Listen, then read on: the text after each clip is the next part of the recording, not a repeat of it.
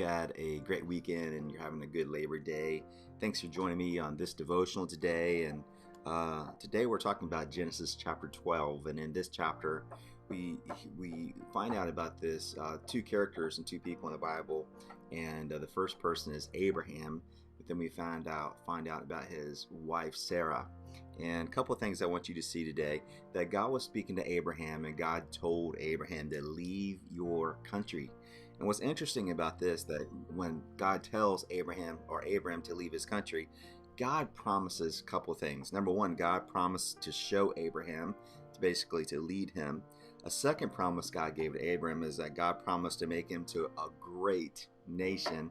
And the third thing that God promised is this: that God promised to use him to bless other people. And so what did Abram do? He listened, and Lot went with Abraham, and their families and livestock, everything they owned, went and followed God. And God opened up many doors. God appeared to Abraham and Lot, and when God appeared to Abraham and Lot, that Abraham always would stop and build an altar. And why would he build an altar? And the reason why is that he built an altar to worship God and thank God for God's faithfulness in his life. And how many altars do we need to build and thank God for just God's faithfulness in our life? And so anyway, while Abraham, Lot, and their families were traveling, there was this famine that struck the land in Egypt, and they were living as foreigners in this land. And Abraham's wife Sarah, the Bible talks about how beautiful Sarah was.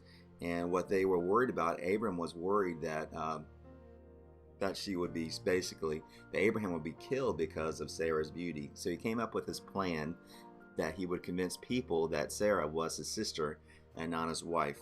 But anyway, Pharaoh and Pharaoh's leadership took notice of Sarah's beauty, and basically went and asked Sarah to come and be part of the household there, and at the palace, or just in Pharaoh's life.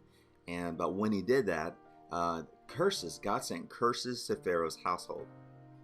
So they went and began to discover what caused these curses, and they realized that God revealed to them that it was because of Sarah, that Sarah was not Abraham's sister, but was actually his wife. And so Pharaoh basically sent Sarah back to Abram and blessed them and encouraged them to just continue to move on.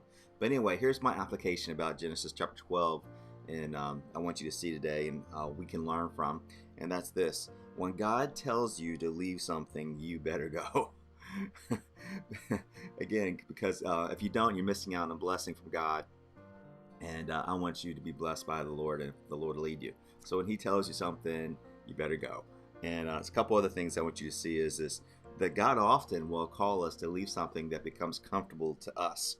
And the reason why is because comfort a lot of times is we get satisfied, and we become satisfied with our surroundings and the people in our life and things in our life, and it dulls our faith, and it weakens our faith, and we stop trusting God when we become comfortable. And we need to realize God is bigger than our plans.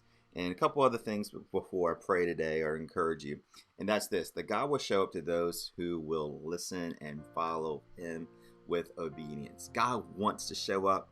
God will show up when you and I put him first, we seek him first, and we listen to what he tells us to do. But we need to be obedient and follow him exactly.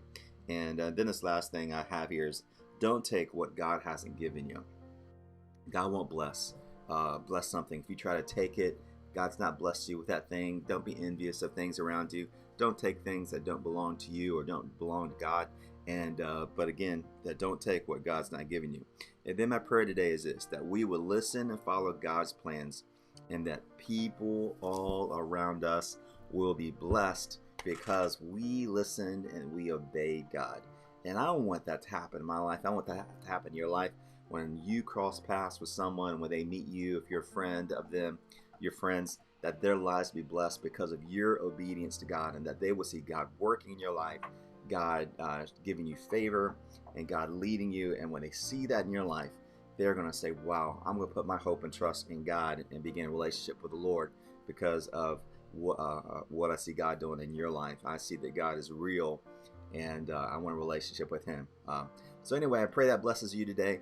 Remember that you matter to me, but more importantly, you matter to God. God bless you. Have a great day, and we will see you soon. God bless.